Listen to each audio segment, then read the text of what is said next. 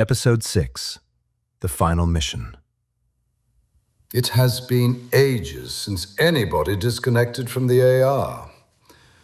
After the Vampire Syndicate won the war, they decided that humans would no longer be allowed to escape the AR. Lena Carter, the first non-syndicate member able to tune and rearrange the AR according to her will, together with her boyfriend Rex Talon, a werewolf biker, and Derek and Arian Darkmoor, heirs to the Syndicate throne, formed a rebel alliance to fight against the Syndicate and disconnect people from the AR. Lena and Rex were able to plant the access code inside the main gate. However, the Darkmoor twins sacrificed themselves in the process. Arik is believed dead, while Darian sits in the pretense of still being heir to the throne. Rex is now a member of the Syndicate, having won the death match. But the Syndicate unleashed its fury, attacking the werewolves of Paris and scattering the rebellion. Meanwhile, Elias and Elara Carter revealed the truth to Lena. She is really the daughter of King Draven, heir not only to the gift of tuning, but to the ancient power of regimenting. As part of an ancient order of red knights who have been waiting for the moment to reclaim the earth from the vampires. The Alliance's insurrection has forced their hand, and now, if they succeed in disconnecting everybody from the AR, a new war will rage in the real world before the Red Knights are ready. Rex stood still in the middle of the clubhouse, staring down at the impossible golden armor wrapped around his body. The massive golden plates gleamed beneath the neon bar lights, like something forged for a forgotten god of war. Sapphire gemstones pulsed within the chest plate and shoulders, glowing brighter with every heartbeat. Ancient engravings covered the armor in elegant patterns that looked less manufactured and more sacred, as though the metal itself carried memories from another age.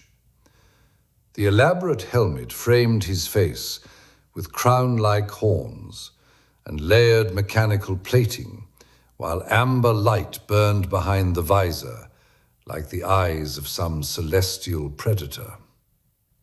"What's going on?" Rex asked, his voice echoing strangely from inside the armor. "How are you doing this?" Lena stared at him, just as stunned as everyone else. "It's not me," she whispered, "and this is not tuning."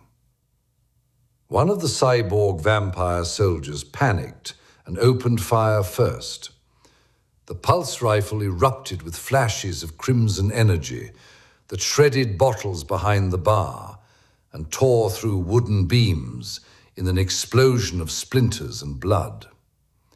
Instantly, the clubhouse became a slaughterhouse. The werewolves retaliated with primal fury. Machine guns thundered beneath deafening howls as the iron howlers transformed almost simultaneously. Fur erupted across their bodies, while claws ripped through sleeves and leather vests. One soldier lost his head entirely when Grimfang's shotgun blasted it apart at point-blank range. Another was dragged screaming across the floor by two transformed bikers before disappearing beneath snapping jaws and claws.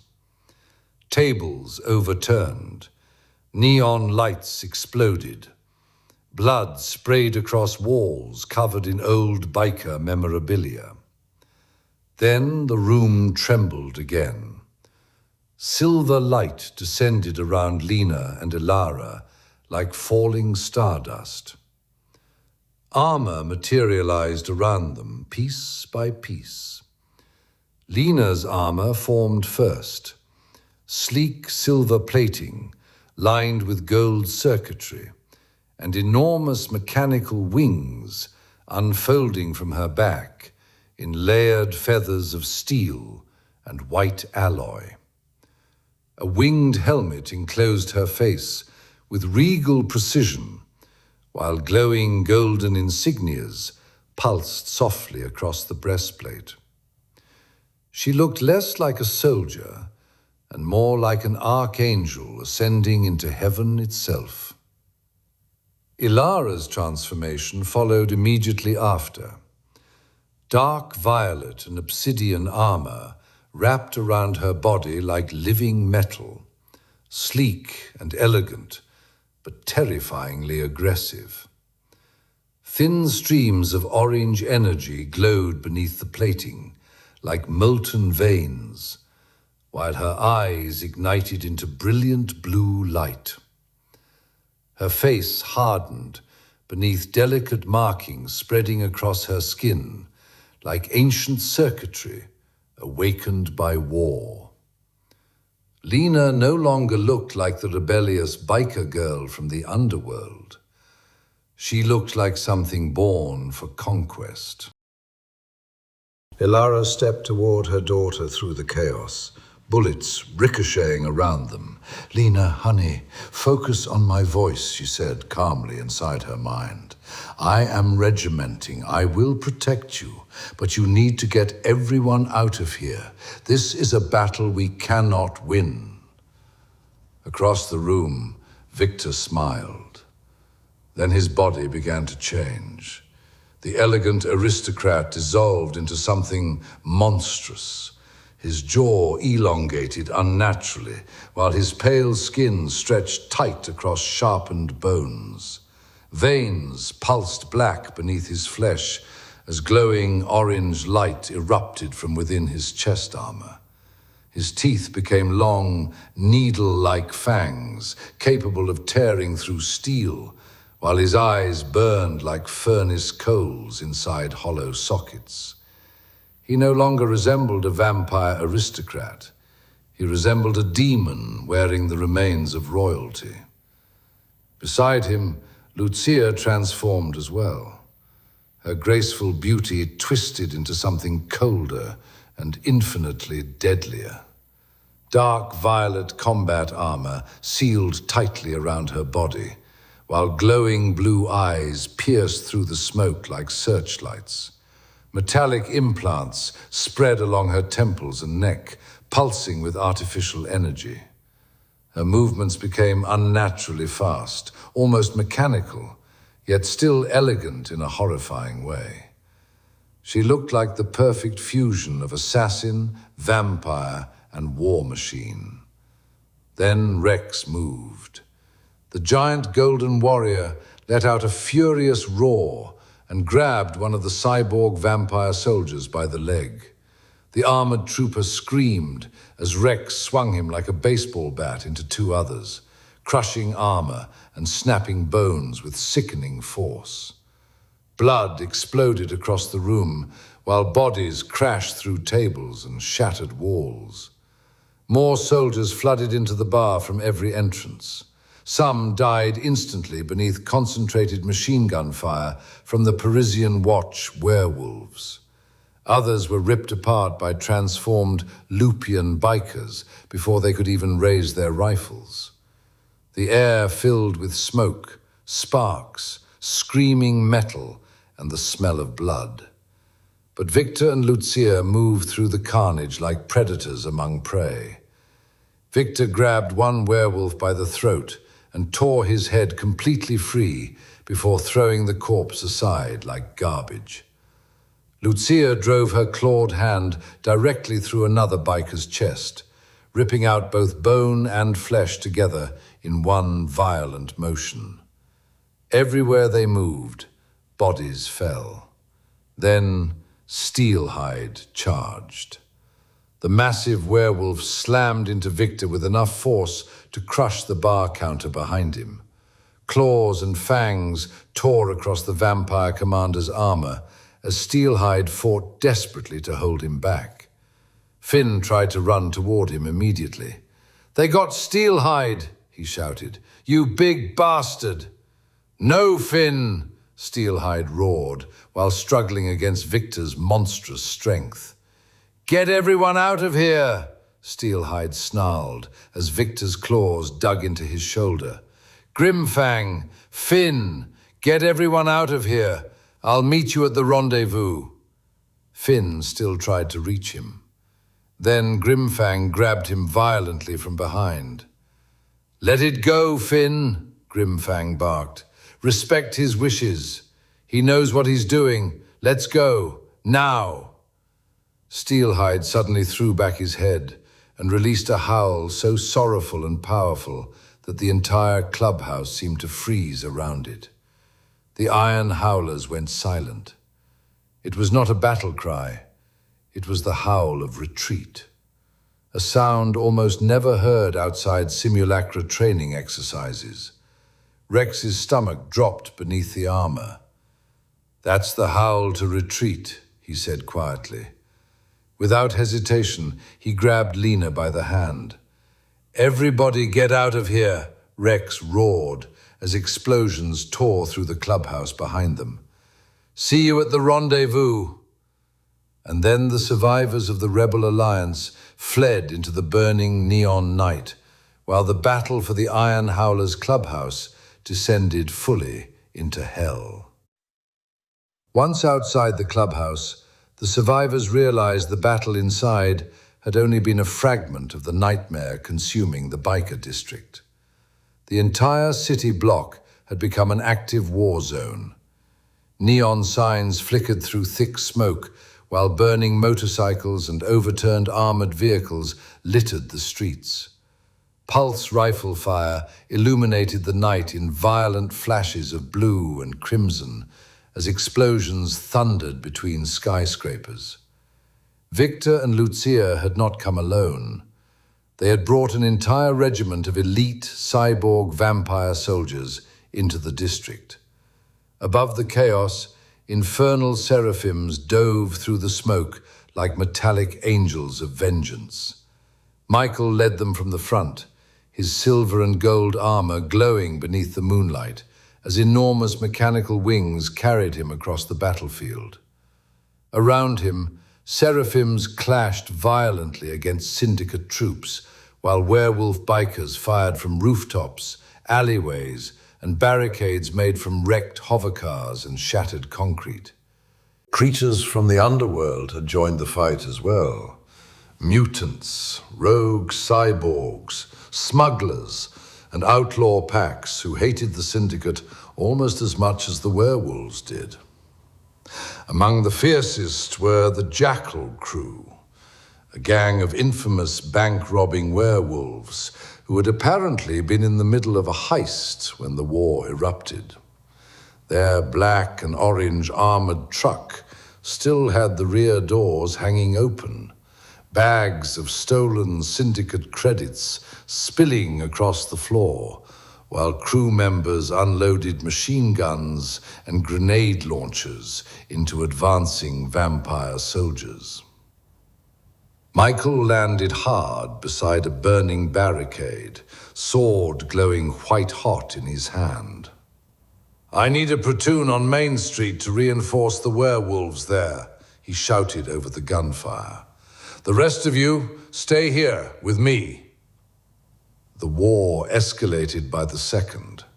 Heavy artillery shook the district as syndicate tanks rolled through the neon streets, crushing abandoned vehicles beneath armored treads, while massive cannons blasted apart buildings harboring resistance fighters. Werewolves retaliated with stolen rocket launchers and explosives hurled from rooftops. Entire sections of the district collapsed into flames. Above them, transport ships circled like vultures, dropping fresh battalions into the fight. At the center of the syndicate assault stood General Kravik. The monstrous cyborg vampire commander marched through the battlefield like death itself, surrounded by his elite battalion.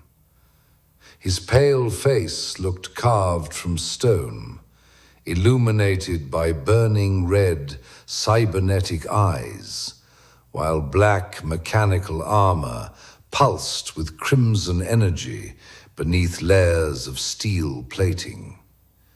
Every movement radiated brutal military discipline. Unlike Victor and Lucia, who fought with aristocratic cruelty, Kravik fought like a conqueror, bred solely for extermination. "This rebellion ends now," Kravik snarled as he surveyed the battlefield through streams of holographic targeting data. "We have them surrounded." His glowing eyes narrowed toward the district ahead. "Squeeze until there is not one werewolf left alive." Nearby, Lena stared at the carnage in horror. Werewolves were dying everywhere. Infernal seraphims fell from the sky in flames. Members of the Watch fired desperately from shattered windows, while civilians fled screaming through smoke-filled streets. "We can't just leave everybody," Lena said, tears forming in her eyes. "We have to help them." Rex grabbed her shoulders firmly, his golden armor still glowing beneath the chaos around them. "We will help them by getting you out of here so you can disconnect everybody." Before Lena could argue further, members of the Liberation Irregulars surrounded them protectively and escorted Rex, Lena, Elias, and Ilara toward the Jackal crew's armored truck. The vehicle looked less like a getaway van and more like a rolling fortress. Black steel plating welded over reinforced military armor, while mounted machine guns rattled continuously from the roof. Jackal crew werewolves hung from the sides, firing assault rifles back at pursuing syndicate troops as the rear doors slammed shut behind the group. Moments later, the convoy tore out of the burning biker district. Iron Howler's motorcycles surrounded the truck, while Liberation Irregulars sped alongside them through ruined highways and abandoned forest roads beneath the moonlight. Inside the armored vehicle, the noise of war faded into muffled explosions behind them. Exhausted and covered in blood and ash, Lena, Rex, Elias, and Ilara embraced tightly in the dim red interior lights, while the truck drove deeper into the wilderness toward the rendezvous point. The hidden Iron Howler's stash house buried somewhere within the forest. Elias finally broke the silence, his voice heavy with urgency. "We cannot afford any more delays tonight." By the time the convoy reached the cabin site, hidden deep within the forest, the survivors looked more like ghosts than revolutionaries. Moonlight filtered through towering pine trees, while motorcycles, armored trucks, and scavenged military vehicles surrounded the isolated Iron Howler's bunker. Fires burned in metal barrels as wounded werewolves groaned beneath makeshift medical tents. The smell of blood, gasoline, and wet earth filled the cold mountain air. Most of the resistance had already arrived, including Grimfang and Finn, both covered in ash and dried blood from the battle in the biker district. A few infernal seraphims guarded the perimeter silently, their metallic wings folded beneath long cloaks as distant explosions still echoed from Paris, far beyond the forest. The moment Lena stepped out of the armored truck, her exhaustion vanished beneath pure determination. She marched straight into the center of the cabin, while everyone inside turned toward her. Maps of the Syndicate castle covered the main table, alongside stolen tactical data and weapons scattered between empty whiskey bottles. "We need to attack the castle now," Lena said immediately, "while the Seraphims have Victor and Uzir occupied." Nobody answered at first. The room was filled with exhausted faces. Werewolves sat cleaning blood from rifles. Members of the Liberation Irregulars leaned against walls, barely able to stand. Finn looked like he had aged 10 years since leaving the clubhouse. Even Grimfang's shoulders sagged beneath the weight of the night. But slowly, one by one, they began preparing again. Weapons were loaded, armor strapped back on, motorcycles fueled. The resistance was getting ready for one final mission. A few minutes later, Lena stepped back outside, searching for Rex. The forest was quiet, except for distant engines and the crackling of campfires. Then she heard laughter behind one of the cabins. "Rex," she said flatly, "we need to go. What are you two idiots doing?" What she found made her stop in disbelief. Rex and Finn were sitting on overturned ammunition crates, completely distracted, while holographic women danced in front of them beneath the trees. The women were impossibly beautiful, dressed in elegant black and crimson lingerie, while neon lights shimmered around them like some bizarre nightclub fantasy generated directly from Rex's tuning abilities. Music echoed softly through the clearing, while Finn stared in open amazement. Both of them, in wolf form, started howling amusingly, like a cartoon wolf from a Tex Avery dream. Lena folded her arms immediately. "Really, Rex?" The ladies disappeared in a cloud of smoke. Rex looked up quickly, like a puppy dog with a paw caught in a cookie jar. "I'm practicing my tuning," he then pointed at Finn. "It was his idea." Lena stared at both of them in complete disbelief. "Practice your tuning by putting your armor on." Rex shrugged innocently. "We need to distract the vampires." Lena pinched the bridge of her nose. "Technically," Rex continued confidently, "this is psychological warfare." "Just shut up."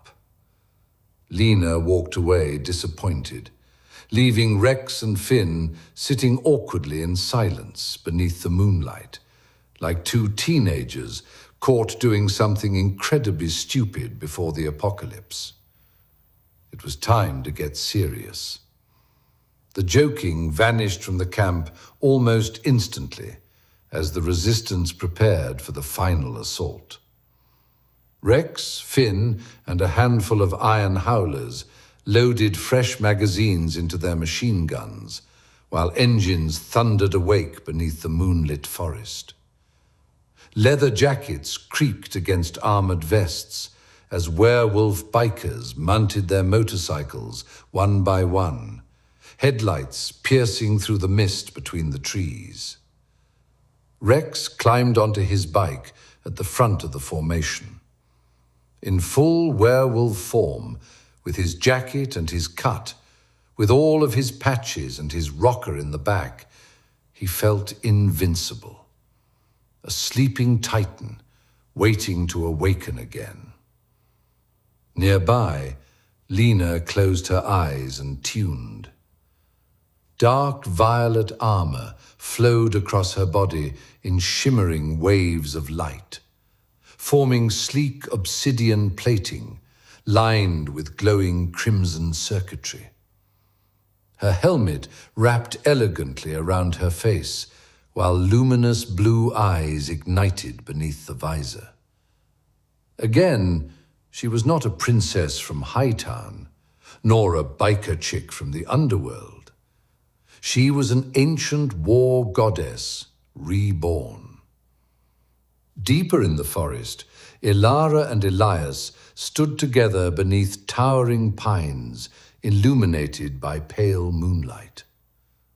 Ilara reached toward her husband gently. "Are you ready?" Elias gave a tired nod. Then they both transformed. Silver and gold armor materialized around Ilara like celestial machinery descending from the heavens. Massive mechanical wings unfolded behind her in layered feathers of polished steel and white alloy, while glowing golden insignias pulsed softly across her breastplate. Beside her, Elias became something entirely different. A dark knight wrapped in regal black and bronze armor, engraved with elegant ancient patterns. A deep violet cloak hung from his shoulders, while his helmet concealed his face beneath narrow, glowing red slits. Together, they looked like two surviving warriors from a forgotten intergalactic crusade. Lena approached them in full armor and smiled beneath her glowing visor. "Looking good, Dad. We're almost ready. We're just waiting for a few new friends I made in the underworld." A deep growl echoed through the forest behind them. Everyone turned. Kale and Tharos emerged from the darkness. Kale stepped forward first, a tall dragon warrior encased in a biker jacket with leather pants and boots. His head was that of a predatory beast, crowned with curved metallic horns, while crimson eyes burned through the darkness beneath the shadow created by his scales. Beside him walked Tharos, and unlike Kale, there was nothing remotely civilized about what he had become. Tharos was massive, monstrous, and horrifying. A towering beast wrapped in jagged blue-black armor fused directly into scales, claws, and flesh. His glowing red eyes pierced through the forest, while his elongated jaws revealed rows of razor-like fangs. Smaller, bat-like creatures fluttered around him nervously, as though even the underworld feared him. Lena smiled proudly. "Right on cue. Mom, Dad, these are Kale and Tharos. They are Rex's racing fans." Elias stared at the monstrous pair for a moment before nodding respectfully. "Thank you for joining us. This is not going to be easy." Kale inclined his head calmly. "Anything for Rex and Lena." Tharos sniffed the air hungrily. "I am hungry," he growled. "When can I eat vampires?" Finn slowly leaned toward Rex. "Your fan base is getting weirder." A few moments later, Elias, Ilara, and Kale climbed into the armored truck, while resistance fighters finished loading weapons and ammunition into the convoy. Lena looked toward the gathered army. "Everybody follow me. Then she launched upward into the night sky. Her giant metallic wings unfolded behind her, carrying her above the forest canopy like an avenging angel ascending toward war. The moonlight reflected across her armor, while the wind whipped through her hair as she hovered over the convoy below. Rex watched her rise into the heavens, completely mesmerized. Then he revved his engine and led the charge. The convoy tore through the forest roads like a moving rebellion. The Iron Howlers, Liberation Irregulars, and the Jackal crew rode side by side atop pristine Harley-Davidson Softails, mostly heavily customized breakouts and fat boys gleaming beneath neon underglow and moonlight. Rex had tuned massive wolf head headlights onto every bike, their glowing eyes snarling through the darkness as engines roared like an approaching army of beasts. Alongside them rode the Parisian Watch on elegant European-style custom Triumph twins, their motorcycles smaller, sleeker, and more refined, but no less deadly. Together, the entire convoy sounded like a thunderous, mechanical symphony echoing through the wilderness. At the center rolled the armored truck carrying Elias, Ilara, and Kale. Tharos ran behind the convoy. Above them flew Lena. She soared through the night sky like divine vengeance itself, returning to the castle of the Vampire Syndicate to finally meet her true father. The German district appeared ahead in the distance. Cold towers, Gothic battlements, and the massive fortress-like castle rising above the city beneath crimson lights and smoke. Then the attack began. The resistance crashed into the front gates with terrifying ferocity. Machine guns erupted immediately as tracer fire streaked across the drawbridge in glowing streams of death. Werewolves were firing their weapons without slowing down their bikes. Bullets ricocheted violently off armored stone, while several syndicate guards were torn apart before they even realized what was happening.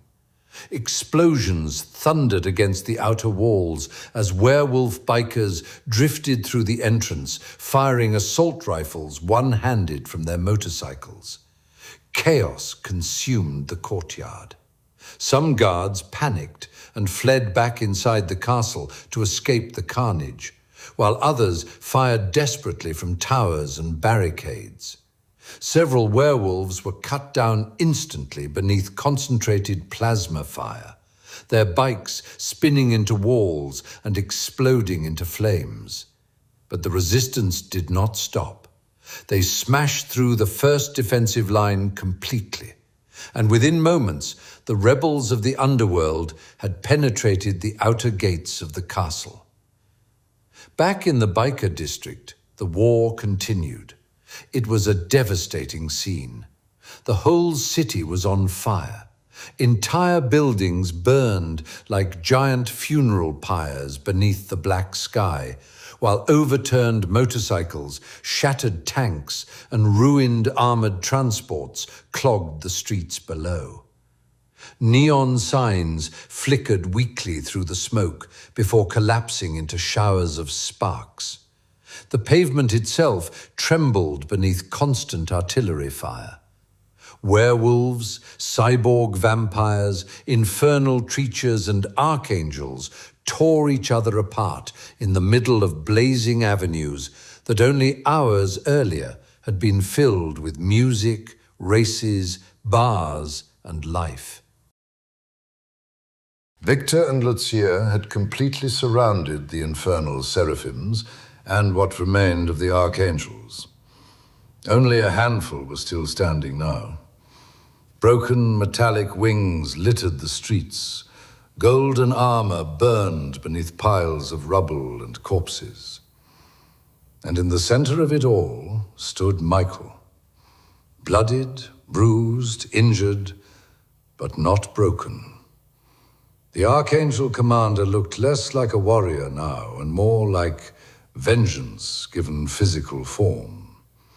His blue and gold armor was scorched black in places, cracked from countless impacts, yet he still stood tall amidst the carnage. His helmet was broken in half, revealing his battered face.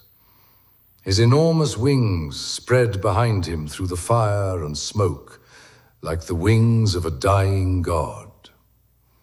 Around him, the last surviving seraphims prepared themselves for death rather than surrender. Michael slowly raised his flaming sword toward Victor. "I have been waiting for this moment for a long time, Victor." Utsir stepped forward beside the vampire commander, her sleek violet-black combat armor glowing beneath the burning skyline. Her eyes shone an unnatural electric blue through the smoke. "I'm afraid," she said coldly, "you'll be quite disappointed with what happens next." At that moment, Michael filled with a rage so deep it almost consumed him entirely. It was not the rage of war, not the rage of duty. It was the kind of hatred only love could create. He remembered his daughter, his little girl. The memory struck him with brutal clarity in the middle of the battlefield. Years ago, before he had become an archangel, before the armor, before the endless war, Michael had spent an afternoon with her in the New York district of the AR. It had been perfect, the kind of memory that seemed too pure to survive in a universe like theirs. They had walked through glowing digital parks beneath artificial sunsets. They played games together. She laughed constantly, pulling him by the hand from one attraction to another, while he pretended to complain just to hear her giggle louder. Eventually, they sat together on a bench beside to watch the giant neon billboards. They were eating ice cream, resting after hours of running through the city. Michael could still hear her laughing. Then the syndicate vampires arrived, 3 of them. Victor had been younger then, but no less monstrous. The other 2 vampires restrained Michael, while Victor approached the little girl slowly, almost curiously, as though deciding whether she was worth the effort. Michael screamed and fought with everything he had, but they held him down easily. His daughter cried for him, reached for him, and Victor fed on her, right in front of him. All Michael could do was watch. The memory shattered apart as the battlefield returned around him in flames. Then came something far worse. The avatars of the Wendigo vampires made their first appearance inside the AR. Massive mechanical beasts descended from the burning skyline like demons escaping from some ancient nightmare. Their bodies were twisted combinations of skeletal metal, rotting flesh, jagged antlers, and glowing crimson cybernetics, pulsing beneath pale skin, stretched too tightly over monstrous frames. Their jaws opened far wider than any living creature should have been capable of, revealing endless rows of metallic fangs, spinning and grinding like industrial machinery. Hunger radiated from them like heat from a furnace. Not strategy, not rage, only hunger. The last 2 remaining archangels barely had time to react before the Wendigos fell upon them. One of them was dragged screaming into the street as the creatures tore chunks of armor and flesh from his body while he was still alive, his metallic wings snapping apart beneath their claws. The other tried to rise into the air, but a Wendigo leapt onto him with terrifying speed, dragging him back down before ripping directly through his chest cavity. Their screams echoed through the burning district for blocks, cutting through the explosions, gunfire, and collapsing buildings like the cries of souls being dragged into hell itself. Michael's eyes burned with fury. "You took everything from me." At the castle, Lena, Rex, and the rest breached the outer gates. The massive drawbridge still burned from the initial assault as Lena flew beneath the giant stone archway, her silver and gold armor glowing against the smoke-filled sky like an avenging seraph. Her metallic wings cut through the air while she motioned for the resistance to follow her inside. A few iron howlers led the convoy from the front atop their motorcycles. They would all look at the fires consuming the fortress walls as they crossed the arch. Machine guns rattled endlessly into the battlements above. Behind them thundered the armored truck carrying the heart of the rebellion. And atop the vehicle stood Tharos. The monstrous underworld creature treated the giant armored transport as though it were nothing more than a child's scooter, casually pushing it forward with one massive clawed foot while balancing on the roof. His towering blue-black body moved with terrifying ease, despite his enormous size, crimson eyes glowing beneath twisted horns and jagged armor-like scales. When the convoy crossed fully into the castle grounds, Tharos leapt from the truck with enough force to crack the stone beneath his feet. Cale dismounted beside him. Unlike Tharos, Cale moved with quiet precision. His black motorcycle leather jacket shimmered beneath the firelight, elegant and rough at the same time. Standing beside him were Elias and Elara. He looked less like a soldier and more like a royal executioner from some forgotten empire. Elias and Elara themselves walked calmly toward the inner fortress gates in their dark night armor, regal even amidst the chaos, as members of the Liberation Irregulars revved their motorcycles around them, while the surviving members of the Parisian Watch advanced mostly on foot, with rifles raised. Inside the castle, the alarm had already spread through the Syndicate's defenses. None of them panicked. They swiftly but carefully went about their business with the calmness that only years of repetition and practice provides. Entire legions of elite guards and cyborg vampire soldiers scrambled into formation throughout the courtyard and walls above. Sirens echoed through the fortress, while armored transports repositioned themselves near the staircases leading deeper into the castle. Hundreds of soldiers poured into defensive positions with military precision, forming giant lines of rifles and energy weapons aimed directly at the invaders below. Meanwhile, Lena circled high above the perimeter, scanning the battlements and towers for traps or ambushes. Rex and a handful of iron howlers remained near the outer gates behind her, providing cover fire while the rest of the resistance advanced deeper into the stronghold. Then, The moment Elias, Ilara, Kale, Tharos, the Liberation Irregulars, and the members of the Watch crossed the main courtyard toward the inner gate, they were surrounded.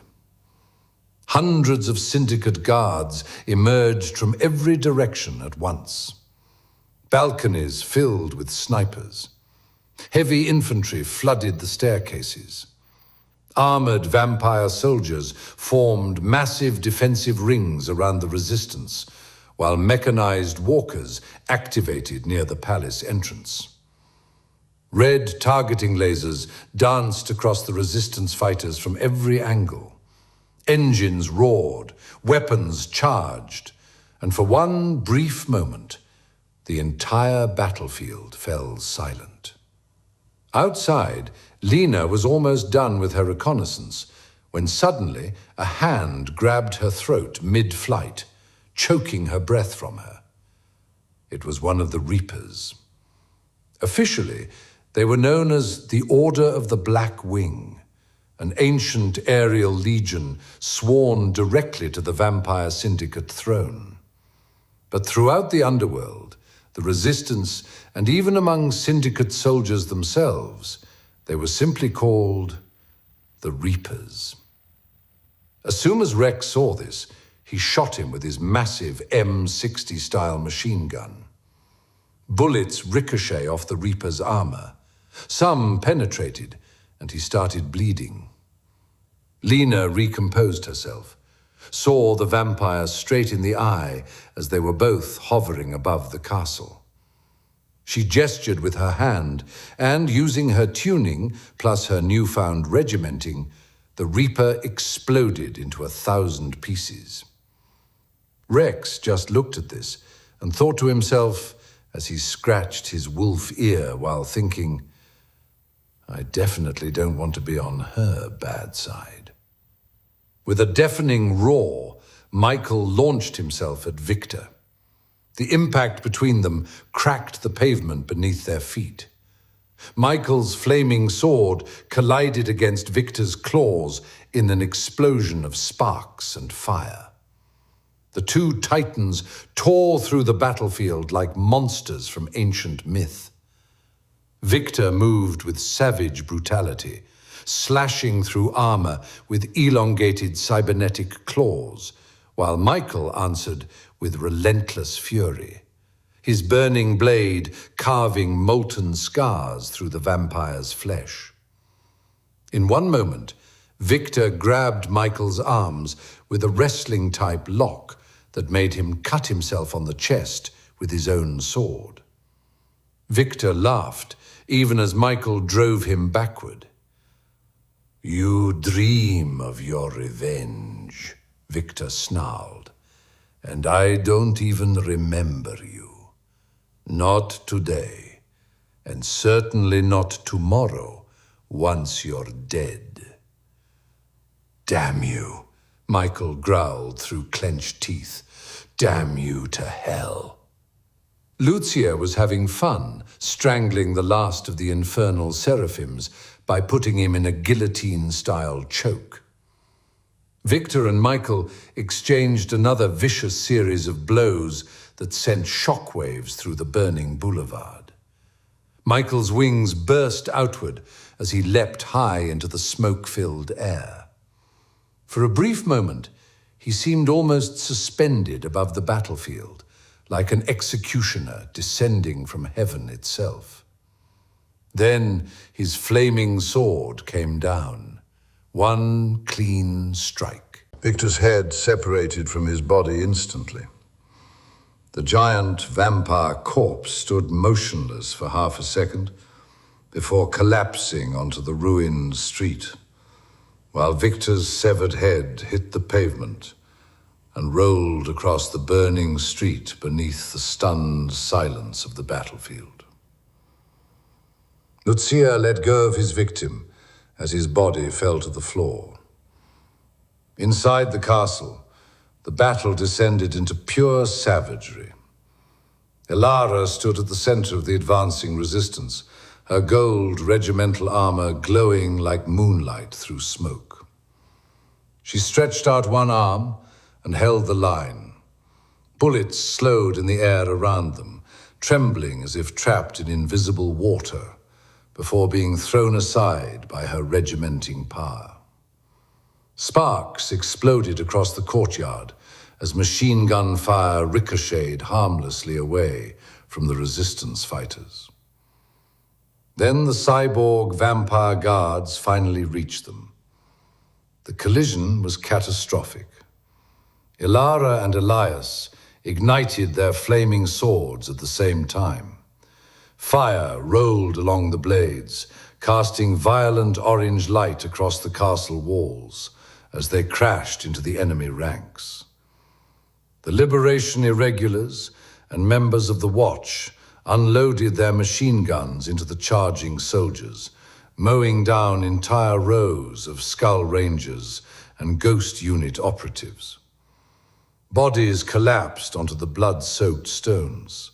Armor shattered. Limbs tore apart beneath automatic fire. But ammunition disappeared quickly. Soon, the battle became claws, teeth, blades, and fists. The Watch fought like starving animals cornered in hell itself. One fighter had almost no shirt left after the hail of bullets ripped through him. Blood poured down his chest and arms, yet he continued roaring and firing wildly. When his rifle clicked empty, he tackled a Ghost Unit operative to the ground. Bullets tore through his back while he bit directly into the soldier's throat, ripping flesh and cables free until the cyborg stopped moving beneath him. Around them, Kale and Tharos fought like monsters unleashed from ancient nightmares. Kale moved with terrifying speed, lightning fast, impossible to track.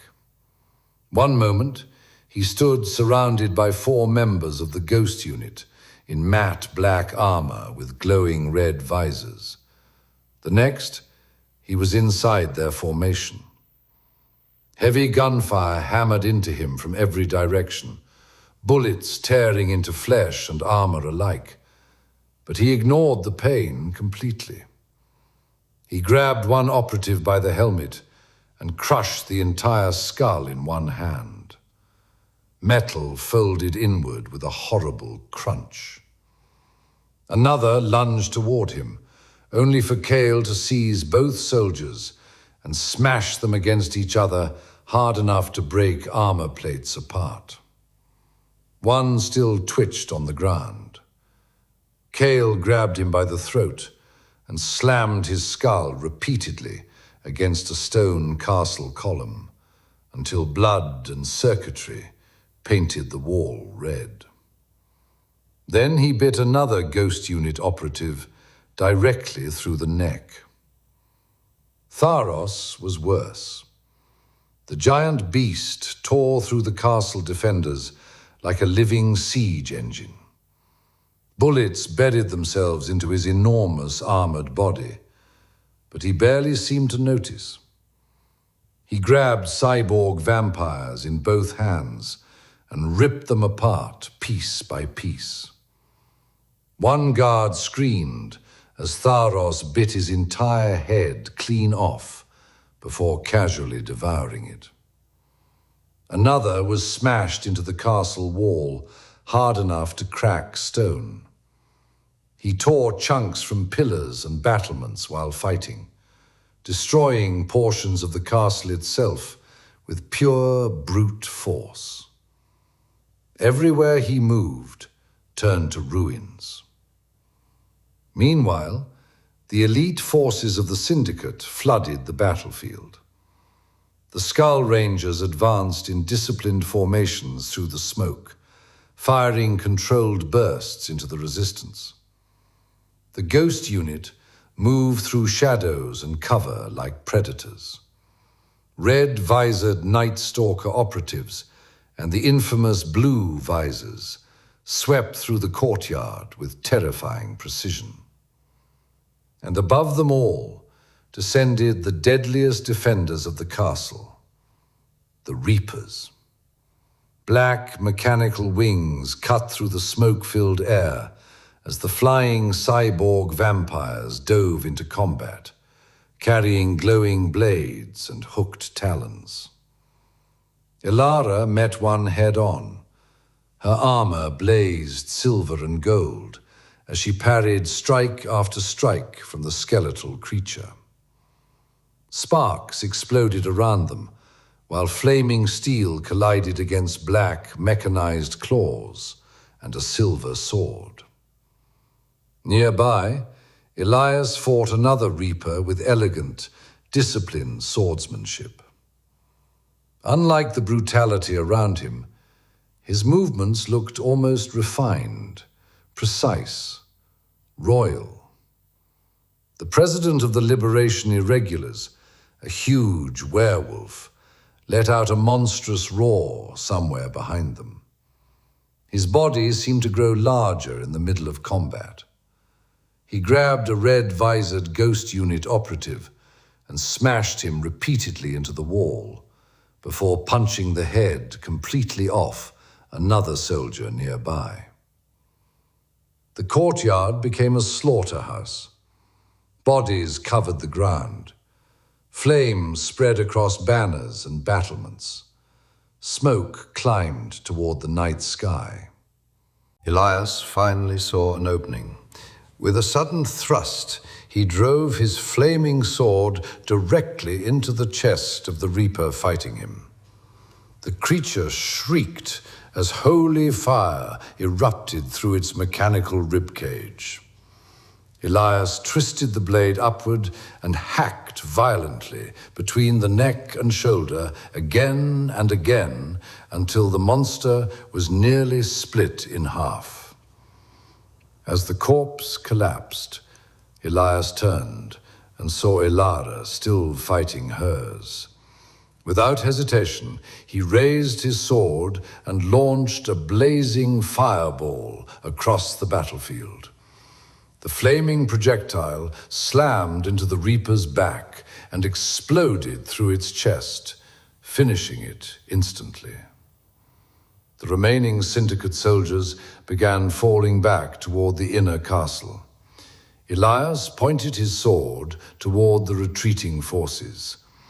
"They are retreating," he shouted. "Don't let them get away." Ilara looked toward the outer gate, her armor still glowing through the smoke and blood. "Get Lena and Rex in here, now!" Lena and Rex entered the castle like conquering legends from some ancient prophecy. Rex rode slowly through the ruined main gate on his custom Harley-Davidson breakout, its tuned wolf-head headlight glowing through the smoke and ash. The chrome of the motorcycle reflected the orange firelight dancing across the ancient Gothic stone walls. His wolf-like face remained calm and unreadable beneath the drifting ash, while the engine echoed through the enormous cathedral-like chamber of the castle. Above him flew Lena. Her silver armor gleamed brilliantly in the darkness, sculpted like something forged for an angelic queen of war. Massive metallic wings stretched outward from her back, feathered blades of silver and white catching the light of the flames.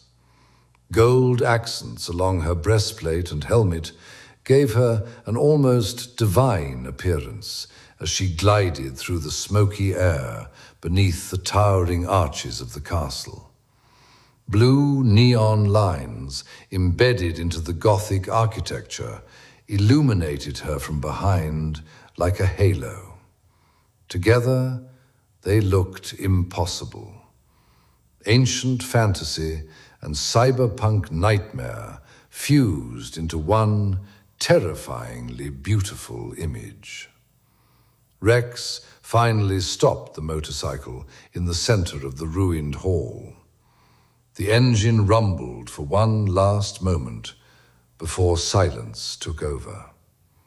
He stepped off the bike slowly, dressed in black leather stained with blood and soot, his massive werewolf frame carrying itself with the confidence of a king returning home after war. At the same moment, Lena descended gracefully from the air and landed beside him. They began walking together, side by side, like gods. The main hall of the castle had become a slaughterhouse. Bodies covered the floor from one end of the corridor to the other. Dead reapers lay tangled beside shattered members of the ghost unit. Broken wings, severed limbs, ruined cybernetic armor, and pools of black vampire blood covered the polished obsidian floor. Smoke drifted upward from damaged circuitry, while red warning lights flickered across the cathedral-sized chamber. Gothic banners hung torn from the towering columns. Massive, demonic statues stared down at the carnage as if even they had been shocked by the violence that had occurred there. And through the middle of that mountain of corpses walked what remained of the resistance: Rex, Lena, Ilara, Elias, Kale, Tharos, and Lucian, leader of the Watch. For a moment, they looked less like survivors and more like the final heroes of some forbidden prophecy. Kale's leather jacket glowed softly beneath the firelight, scratched and drenched in blood after the battle. Elias and Ilara still carried their flaming swords, embers drifting behind them with every step. Lucian walked exhausted but proud beside the others, while Tharos towered behind the group like a living nightmare, his monstrous, dragon-like form nearly scraping the vaulted ceiling of the hall. His glowing red eyes stared forward hungrily, while blood dripped from his claws and jaws. Nobody spoke. Their footsteps echoed softly through the chamber as they advanced deeper into the corridor. Then Lena stopped. At the far end of the hall, illuminated by flickering candlelight and crimson reflections from damaged machinery, stood a crucifix made of black iron and chains, and hanging from it was a man. His arms were stretched outward and shackled with enormous restraints. Chains had been driven directly through sections of his armor and flesh. Blood poured down his arms and chest in dark streams. His once magnificent golden armor had been destroyed, dented, and torn apart from endless torture. Long blonde hair hung wet and tangled across his face. For a horrifying moment, he barely looked human anymore. His face was swollen and bruised, almost beyond recognition. One eye was nearly shut. Cuts and burns covered his body. Pieces of cybernetic torture devices remained attached to his ribs and shoulders. But Lena still recognized him immediately. Her breath caught in her throat. "Oh my God," she whispered. Her voice trembled with horror. The entire resistance became paralyzed. Darian slowly lifted his head toward them. His face twisted in panic the moment he realized they had entered the hall. He tried desperately to pull against the chains. "You need to leave," he rasped weakly. Blood spilled from his mouth as he struggled to breathe. Then suddenly, he screamed with every ounce of strength he had left. "Go!" The sound echoed violently through the cathedral hall. "Get out of here!" Michael stood in the middle of the burning street, breathing heavily, as Victor's severed head rolled across the wet pavement before finally coming to a stop beside the corpse of a destroyed motorcycle. Flames reflected across the dead vampire commander's pale face, while blood poured from the ruined neck of his body nearby. For a moment, the battlefield stood transfixed. Even the remaining cyborg vampires looked stunned. Michael's flaming sword crackled in his hand as smoke rose from his armor. His body was covered in wounds, bullet holes, burn marks, torn flesh, one eye swollen nearly shut. Yet somehow he was still standing, still furious, still alive.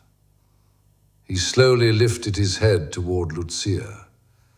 The hatred in his eyes looked almost inhuman now. "Now it's your turn, bitch." Lucia stared at Victor's head for only a second. No grief crossed her face, no sadness, only cold calculation. Then she calmly pointed toward Michael. "Get this fool." The Wendigo vampires moved first. The monstrous creatures lunged forward on all fours through the smoke, while the surviving cyborg vampire soldiers raised their rifles.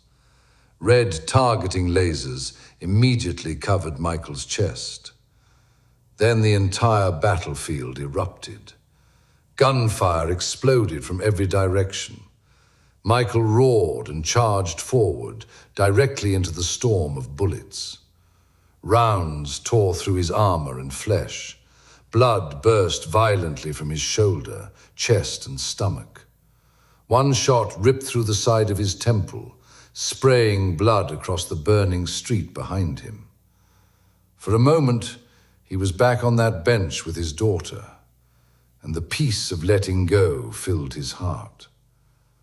The Wendigos descended onto him like starving animals, while the cyborg soldiers continued unloading entire magazines into his body. Above the battlefield, Lucia transformed. Her body twisted unnaturally as metallic wings erupted from her back in a spray of black blood and steel fragments. Bone-like armor grew over her skin, while glowing crimson veins pulsed beneath sharpened silver plating. Her eyes became burning red suns in the darkness. Within seconds, she no longer resembled a woman. She looked like a mechanical demon forged inside hell itself. With one powerful flap of her wings, she launched upward into the burning sky, disappearing above the towers of the biker district, while the war continued raging below her. High above the battlefield, hidden within the shadows of the second-level balcony overlooking the Grand Hall, King Draven silently watched the resistance celebrate their small victory. The cavernous throne chamber looked like hell itself. Bodies of cyborg vampires, reapers, skull rangers, and members of the resistance littered the black marble floor in grotesque piles. Blood ran between shattered stone tiles like rivers of oil. Fires burned from broken columns and ruined chandeliers, while smoke crawled upward into the vaulted Gothic ceiling high above. And in the middle of it all stood Lena and the survivors. Draven slowly stepped forward out of the darkness. King Draven stood alone upon the second-level balcony, like a dark emperor, surveying the ruins of a conquered world. The infernal glow of burning fires below reflected across the polished black metal of his armor, making him appear almost carved from obsidian and blood. He wore very little protection compared to the soldiers beneath him, yet somehow looked far more dangerous than all of them combined. Jagged shoulder plates curved outward like the wings of some ancient predator, while beneath them a fitted black metallic waistcoat hugged his chest with elegant precision. At the center of his torso, a crimson energy core pulsed through intricate Gothic patterns beneath the armor, glowing like the heart of a dying star. A long royal purple overcoat flowed behind him, heavy and regal, lined with silver embroidery that caught the flickering candlelight of the cathedral-like hall. His black gauntlet gloves crackled faintly with heat as he gripped the hilt of his flaming sword. Even standing still, he radiated terrifying power. The balcony behind him looked like the throne room of hell itself. Endless black Gothic pillars stretched upward into darkness, while thousands of tiny red lights glimmered through the walls like veins beneath living flesh. Blue and white royal banners hung between towering arches, mocking the carnage below with aristocratic elegance. Draven's helmet resembled an ancient war crown, crowned with a dark crest that gave him the appearance of a king from the dark age of vampires. Then, with horrifying calmness, he tuned a weapon into existence. The burning blade in his hand cast violent orange light across his face and chest, smoke curling upward around him as though the sword itself could barely contain the fire within it. He did not move like a monster or a brute. He moved like royalty, calm, controlled, certain of victory. As he looked down upon the resistance beneath him, there was no rage in his eyes, only contempt. You imbeciles think your little insurrection had any chance of succeeding? Draven asked calmly, his voice echoing through the cathedral-like chamber. You are nothing more than an amusement. Before anyone could react, 4 werewolves, hidden among the shadows of the upper balcony, lunged toward him in a coordinated ambush. Draven barely moved. With a single, elegant swing of his flaming sword, he cleanly removed the head of the first attacker. The werewolf's body collapsed before it even realized it was dead. The remaining 3 hesitated only a second before charging together. Draven extended his sword forward. A massive fireball exploded from the blade. The flames consumed all 3 werewolves instantly. Their screams lasted less than a second. Then nothing remained except burning ash floating through the air. Without another word, Draven leapt from the balcony. The enormous king crashed onto the first level below, landing on one knee with the tip of his sword buried into the black marble floor, like a conquering god descending from heaven. Cracks exploded outward beneath him. Slowly, majestically, he rose to his full height. Behind him, the royal guard emerged from the shadows in perfect formation. The sight alone was enough to make seasoned warriors hesitate. Dozens of elite cyborg vampire soldiers moved with terrifying synchronization, their silver-slash-black armored bodies gleaming beneath the orange firelight. Their helmets were smooth and predatory, marked only by glowing red visors that burned in the darkness like the eyes of demons. Heavy pulse rifles rested across their chests, while black cables and crimson energy veins pulsed beneath their armor plating. They did not speak. They did not react to the carnage surrounding them. They marched with machine-like discipline behind their king, like shadows given steel and flesh. Together, they looked less like soldiers and more like the personal army of death itself. The entire hallway seemed to belong to them. Bodies of dead vampires, shattered reapers, and torn resistance fighters littered the floor around their boots. Yet Draven and his royal guard walked through the carnage with complete calmness, untouched by the chaos. Smoke drifted between them while candlelight flickered across their armor.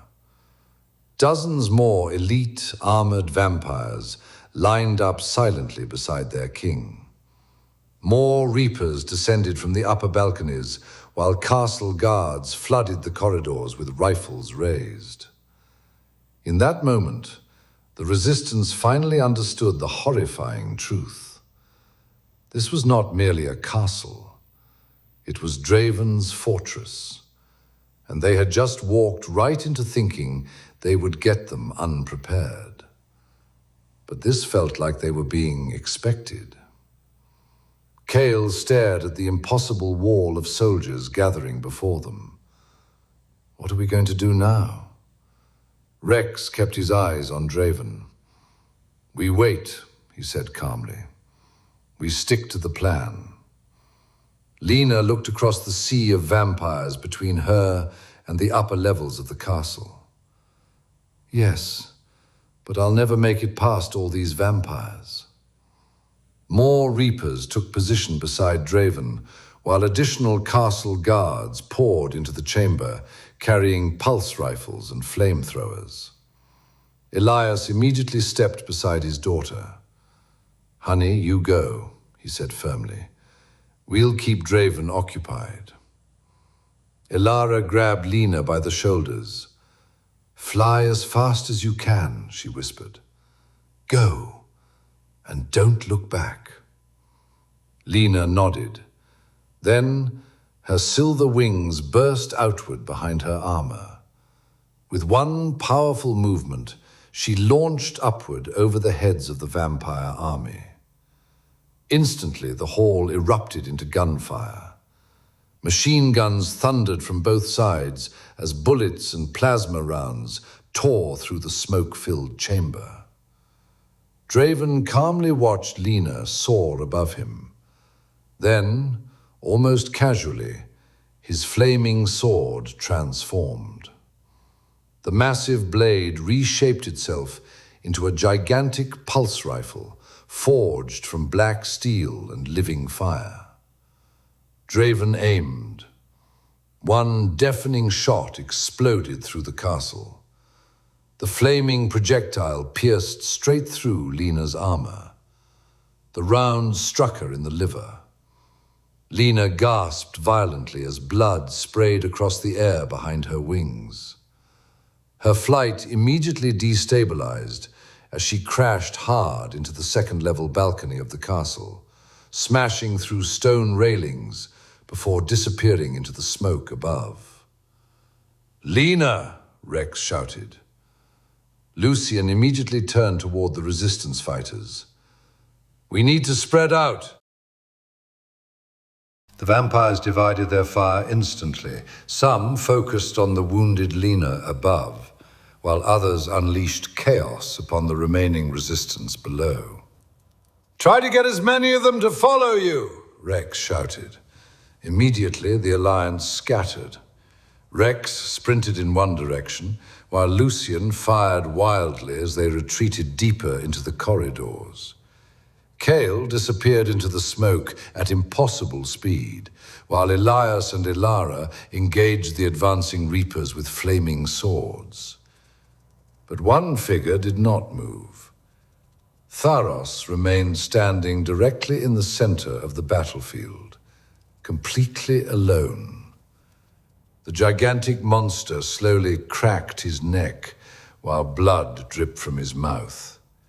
He spread his arms wide toward the approaching vampire army. I'm right here, boys, he growled with a horrifying grin. Come and get me. Michael was still alive. Barely. Bullets continued tearing through his body as he staggered across the burning ruins of the biker district. Blood streamed from dozens of wounds in his armor. One side of his face was covered in crimson from the shot that had grazed through his temple. Entire chunks of his wings had been shredded by gunfire, feathers and burning metal drifting through the smoke-filled air behind him. Yet somehow, the Archangel still refused to fall. With a furious roar, Michael gathered every ounce of strength left inside him and launched himself into the sky. He flew upward at impossible speed, desperate to escape the endless storm of bullets below. Plasma rounds and pulse fire ripped through the air beneath him, while explosions illuminated the city streets in flashes of orange and red.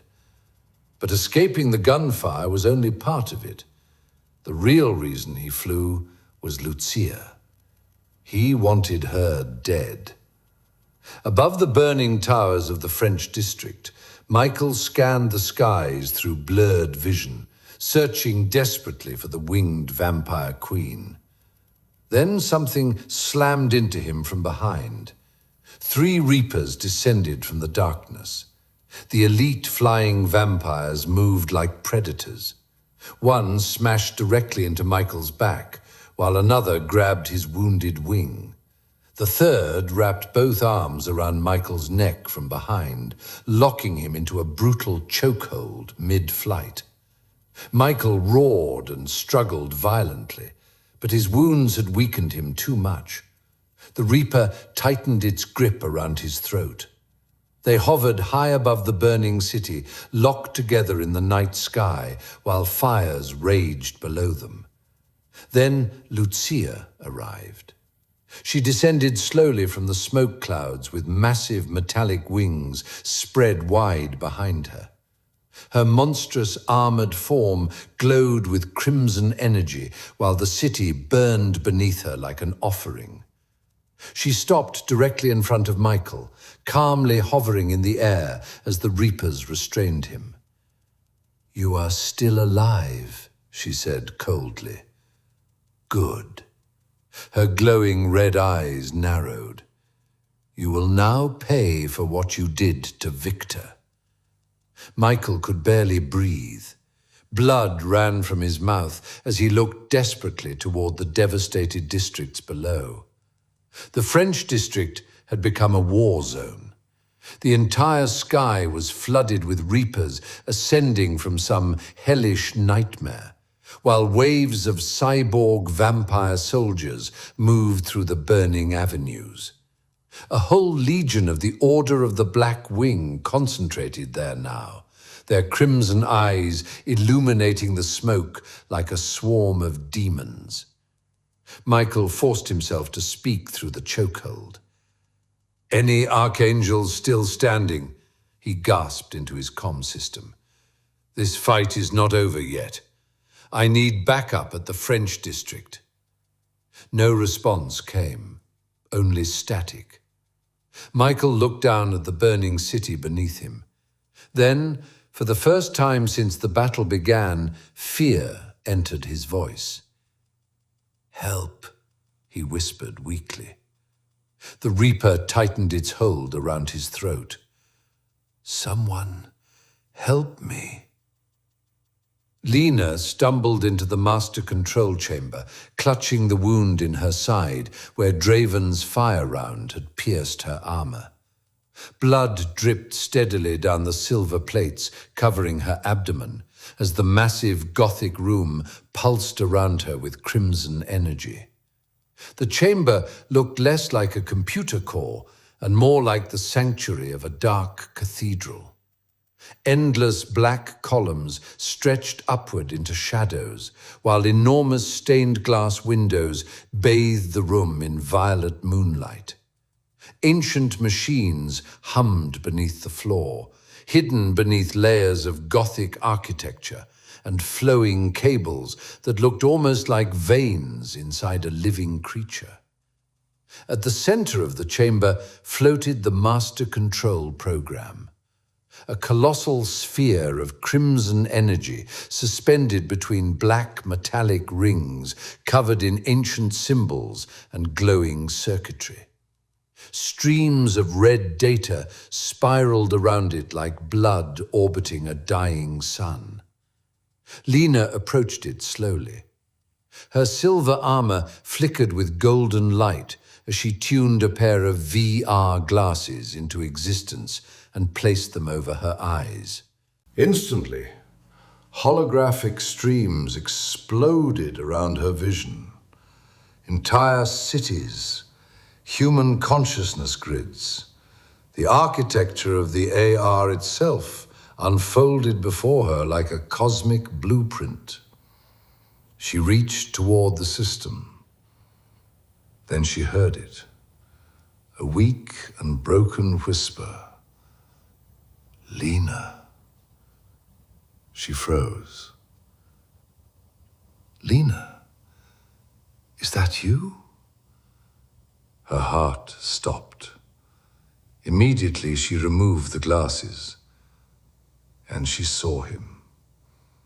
Hidden in the shadows beyond the glowing control sphere, Arik hung suspended from enormous black chains attached to the cathedral walls. His body barely looked human anymore. His long blonde hair hung soaked with blood over his face, while deep cuts and burns covered nearly every inch of his pale skin. Torn clothing barely clung to his body. One arm appeared partially dislocated from the strain of the chains. Blood dripped steadily from his wrists onto the black marble floor beneath him. He looked even worse than Darian. Much worse. Arik slowly lifted his head toward her. His face trembled with pain. Lena. Horror consumed her. Arik, she whispered, what have they done to you? Then another voice answered from the darkness. Yes. The shadows shifted. Queen Celine emerged slowly from behind the master control sphere, like a phantom queen walking out of a nightmare. She was breathtaking and terrifying. Long violet hair cascaded over elegant black armor, sculpted like living obsidian against her pale skin. A dark crown rested upon her head, centered around a glowing crimson gemstone that pulsed with the same energy as the chamber itself. In her hand, she carried the blood scepter, a magnificent and horrifying weapon forged from black metallic thorns surrounding a levitating crystal core filled with swirling living blood. Crimson energy spiraled around the weapon like smoke from hell itself. Celine smiled proudly. Do you like him? She asked calmly. One of my proudest works. Lena stared at her in disbelief. You, she hissed. You did this to him. Celine slowly circled Arik, like an artist admiring a masterpiece. He is the most precious of my collection. With a graceful movement of her hand, crimson flames ignited throughout the chamber walls, and Lena finally saw the rest. Dozens, men, women, young, old, all crucified against the walls of the chamber in grotesque displays of torture and preservation. Some still breathed weakly, Others hung lifeless in rusted chains, while blood dripped beneath them onto the marble floor. They looked like specimens inside the private gallery of a monster. Lena's face twisted with rage. In one violent motion, she tuned a flaming sword into her hand. Golden fire erupted across the blade. Then she attacked. The impact of their weapons shook the entire chamber. Selene blocked with the blood scepter as crimson energy exploded outward against Lena's golden flames. The collision shattered nearby machinery and sent shockwaves through the cathedral walls. Immediately, the room became mayhem. Selene unleashed all of the demons in hell by summoning colossal crimson bats and monstrous shadow creatures formed from blood and darkness. Lena answered by tuning constructs of giant golden dragons and armored knights that erupted through the chamber, breathing fire and light. The summoned entities collided violently above them, while sparks and magical fire rained across the control room. The two women moved through the destruction like goddesses at war. Lena fought with fury and precision, her silver wings spreading behind her as she swung the flaming sword in powerful arcs of golden fire. Selene fought elegantly, almost beautifully. The blood scepter twisted through the air with hypnotic grace, while crimson tuning energy spiraled around her body like living silk. Every strike from the scepter sent waves of dark magic exploding across the chamber. They clashed again, sword against scepter, crimson against gold. The explosion shattered one of the stained glass windows behind them. Selene smiled during the duel. "Only the best of my husband's children ever earn a place in my showroom," she purred. She pushed Lena backward with a blast of blood magic. Then her smile widened. "And now that you're here, perhaps we can finally add you too, stepdaughter." Tharos stood alone in the center of the burning hall, like a titan refusing to fall. The floor around him was buried beneath mangled vampire corpses, shattered armor, broken rifles, and severed limbs. His enormous body was drenched in blood, some his own, most of it not. Flames from overturned braziers reflected against his monstrous skin and massive horns, while smoke drifted through the cathedral-like chamber of the castle. But even Pharos was finally being overwhelmed. Reapers descended from above with mechanical wings, screeching through the air, while the blue visors and night stalkers advanced in disciplined formations beneath them. Pulse rifles illuminated the darkness with streams of red and blue plasma fire. Wendigos crawled over piles of bodies, hissing with hunger as they rushed toward the giant beast. The blue visor general pointed his rifle directly at Tharos. "Shoot him in the heart," he commanded coldly. "Destroy this foul beast."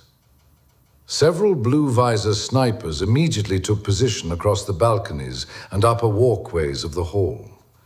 Their visors glowed electric blue through the smoke.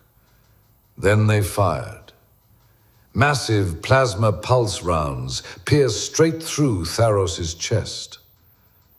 The giant creature roared so loudly that the entire castle trembled. Burning blood exploded from his back as the blasts tore through his heart. He staggered backward, crushing dead bodies beneath his feet before finally collapsing onto the floor. Nearby, Kale was suffering an even worse fate.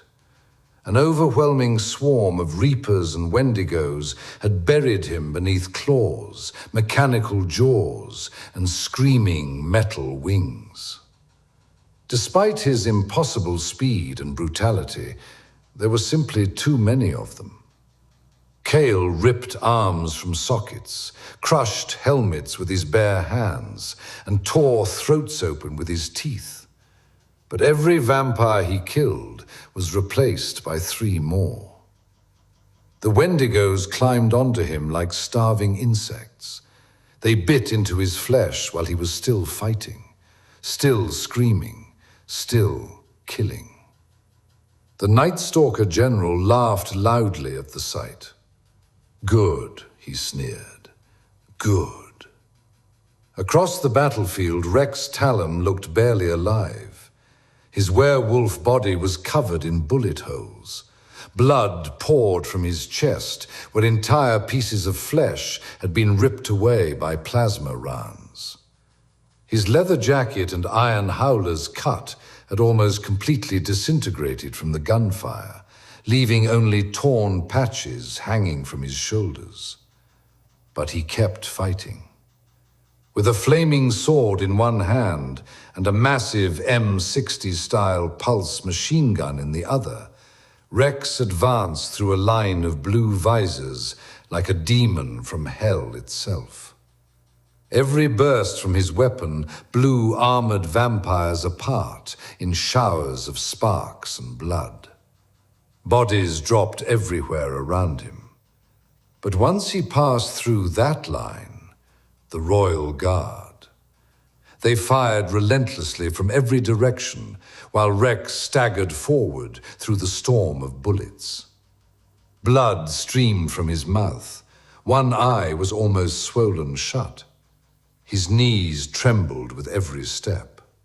Still, he moved forward. Still, he refused to die.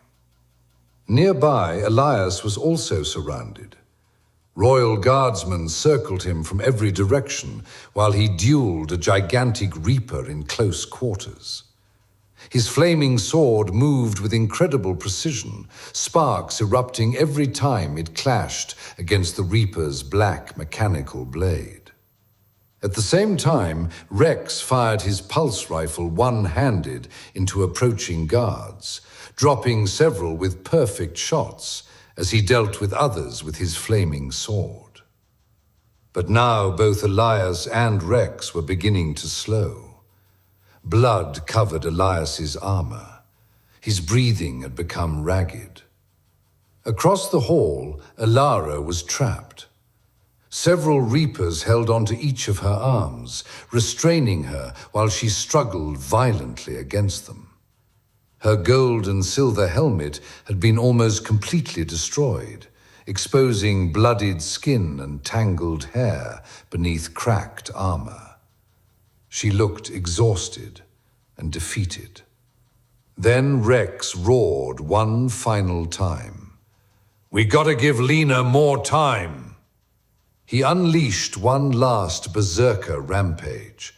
He fired wildly into the Royal Guard while charging directly into them with his flaming sword. Several guards fell apart beneath his strikes as Rex pushed deeper into the line like a wounded wolf refusing to collapse. Then Elias suddenly cried out. A pulse round tore through his shoulder. He fell hard onto the stone floor. At that exact moment, the commander of the Royal Guard seized Rex from behind. The massive armored vampire wrapped both arms around him and slammed him violently to the ground. Rex struggled to rise. Blood dripped onto the black marble beneath him. Then the hall went silent. Draven slowly approached. Every step echoed. The king looked immaculate despite the carnage surrounding him. His elegant purple overcoat flowed behind him, while crimson energy pulsed faintly beneath the black metallic armor covering his chest and shoulders. He looked down at Rex with complete dullness. "You bore me, boy." Then, casually, almost lazily, Draven slapped him across the face. The impact launched Rex violently across the hall. He crashed through shattered stone and rolled across the blood-covered floor before finally stopping motionless against a pillar. Elara screamed, "You leave him be, you monster!" Draven slowly turned toward her. At last, genuine amusement crossed his face. "Finally," he said softly, "you reveal yourself." He stepped closer. "I knew it was you all along." The king inhaled slowly through his nose, like a predator savoring prey. "You think I would not recognize your smell?" Elias suddenly rose from the floor with a furious scream and swung his flaming sword directly toward Draven's neck. Draven blocked the strike effortlessly with one hand. He barely even looked at him. For a brief second, the king stared into Elias's eyes. Then he punched him directly in the chest. The impact exploded Elias's armor apart. Blood burst from beneath the shattered plates as Elias flew backward through the air and crashed violently onto the floor. Elara cried, "No!" Draven calmly walked toward his victim, then stepped directly onto his chest wound. Elias's motionless body just moved like a piece of meat at a butcher's table. Draven never looked away from Elara. A twisted smile slowly crossed his face. "I knew you longed for me." Lena crashed violently across the shattered marble floor as another pulse of crimson energy exploded from Celine's hands. The control room had become a nightmare of fire, broken stone, and flickering holographic light. Torn banners burned along the walls, while dead royal guards lay scattered beneath the towering Gothic windows overlooking the German district. Queen Celine descended slowly from the air like a dark angel wrapped in silver flame. "You should have stayed ignorant," she hissed. Lena struggled to rise, breathing hard. Blood trickled down one side of her face, while the energy inside her fingertips trembled wildly beneath her skin. Tuning and regimenting at the same time was tearing her apart. She could feel the AR itself resisting her. Celine approached calmly, elegant even now. "You truly believed," the queen whispered, "that a confused little girl from Hightown could challenge immortals?" Lena forced herself back to her feet. "I'm done being afraid of you." The chandeliers above them flickered violently. For a split second, the entire throne level distorted beneath Lena's tuning. The walls glitched into static. Reality itself seemed to crack around them. Celine smiled. "Good," she said softly. "Now you finally look like Draven." Then suddenly, Celine froze. A sharp, metallic sound, penetrating flesh, echoed through the throne room. Lena's eyes widened in confusion as the glowing tip of a blade suddenly erupted from the queen's chest, straight through her heart. Celine gasped silently. The silver sword protruded from her body, dripping black blood across the polished marble floor beneath her. For one horrifying second, Lena only saw the blade. Then the figure behind Celine slowly emerged from the shadows. Royal Guard armor, black cape, helmet. 3 more guards stepped behind him, carrying rifles stained with blood. After a moment of hesitation, they drew their weapons at their commander. In a swift instant, the lead guard turned his plasma blaster to the other 3 and shot them down where they stood. Lena stepped back in astonishment, trying to figure out what was happening. The mysterious figure tuned himself out of his disguise. Lena stared in disbelief. "Drake Onyx," she whispered. "I thought you were dead." Drake let Celine's body collapse lifelessly onto the floor before turning toward Lena. "No time to explain," he said sharply. "Help me get Arik down from there." Michael Cross spiraled through burning clouds high above Paris, while reapers swarmed around him like vultures. The enormous black-winged creatures dove between skyscrapers and cathedral towers with terrifying speed, their crimson visors glowing beneath the storm clouds. Plasma fire ripped through the night sky, while explosions illuminated entire districts below. 2 archangels flew beside Michael, struggling desperately to hold formation as dozens of reapers closed in around them. "There's too many," one shouted through the comms. Michael slashed another reaper from the sky with his flaming blade, but 3 more immediately replaced it. The battle had turned hopeless.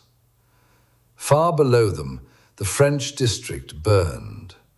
Syndicate patrol cruisers flooded the streets, while werewolf bikers fought block by block against vampire soldiers. Smoke climbed endlessly into the heavens, like black veins stretching across the AR. Michael looked toward the younger archangels beside him. Their wings were damaged. One was bleeding badly, and still the reapers kept coming. Michael's voice finally broke through the comms. "I'm sorry I called you into this." Another explosion thundered behind them. "There's too many," he growled. "Go, save yourselves." The younger archangels hesitated. "Michael, that's an order." High above the battlefield, floating silently above the clouds, like an empress watching executions from her throne, Lucia Nachstern observed the entire massacre calmly. Her dark violet metallic gown flowed weightlessly around her, while holographic symbols rotated slowly beneath the floating throne, carrying her through the storm. Her crimson eyes followed Michael carefully. Then she raised one elegant hand slightly. "Go," she commanded softly. Instantly, the reapers changed direction. Dozens of them surged toward the fleeing archangels like a living storm descending from the heavens. The main hall of the castle was a slaughterhouse. Fire consumed the ancient banners of the Syndicate, while shattered marble and burning debris rained from the vaulted ceilings. At the center of the chaos stood King Draven. Even surrounded by death, he remained terrifyingly calm. Elias Carter knelt nearby, beaten nearly beyond recognition. Beside him, Ilara struggled weakly against the royal guards restraining her. Her elegant armor was stained with blood and ash, yet there was still defiance burning in her eyes. Draven descended the black staircase slowly, the crimson core in his chest pulsing beneath his armor like a dying star.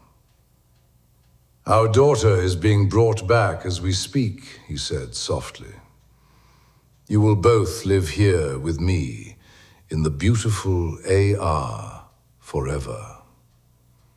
Ilara glared at him with what strength she had left. "Don't call her that," she whispered. "She will never belong to you."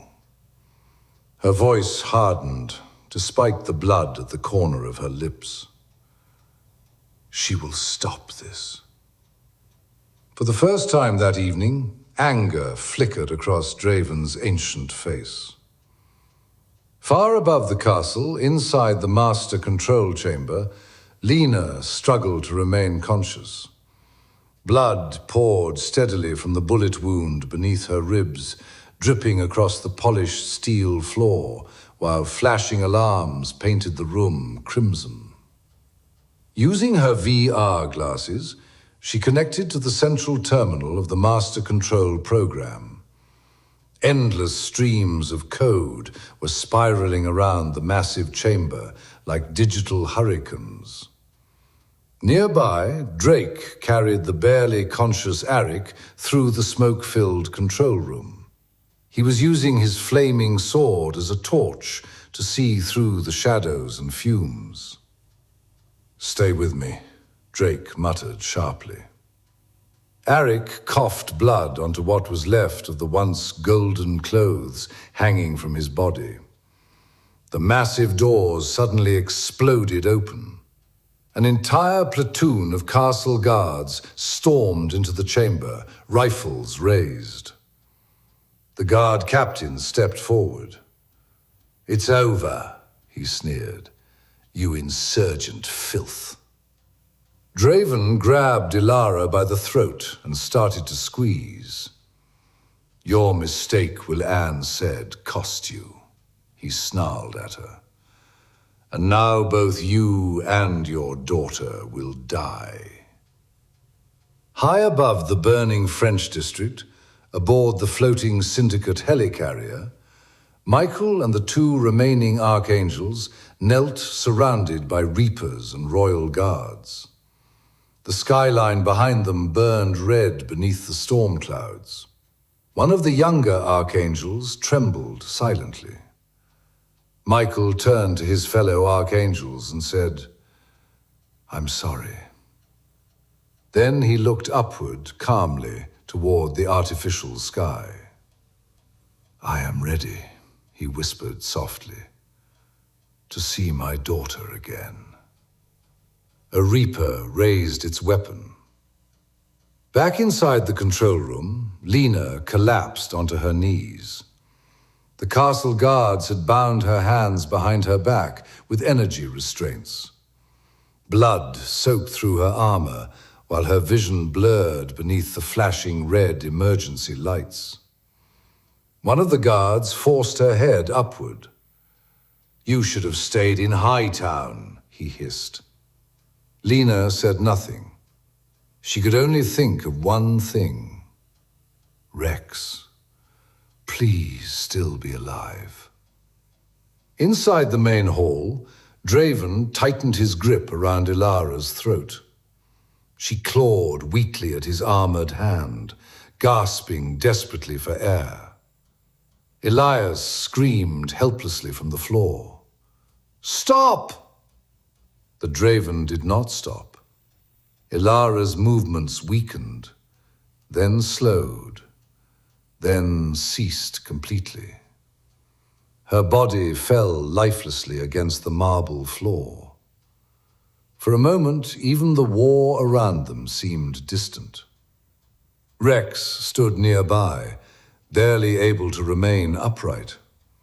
Blood poured from deep wounds across his chest, while smoke curled around his battered wolf form. One eye was swollen shut.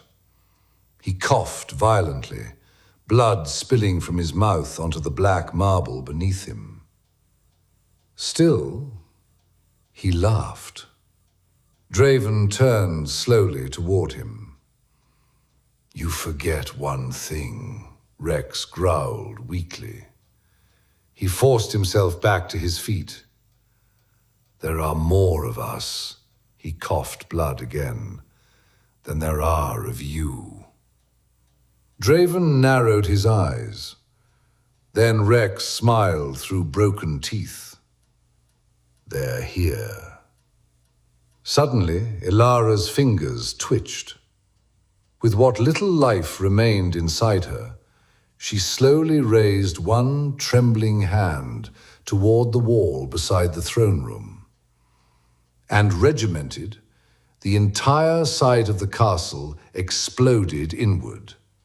Stone, steel, stained glass, and fire erupted into the hall as an army stormed through the breach.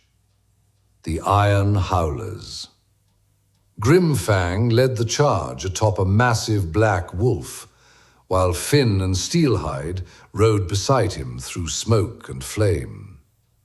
Hundreds of werewolf bikers poured into the castle behind them, alongside creatures ripped from ancient mythology itself. Giant wolves, horned beasts, shadow creatures from the forgotten edges of the AR.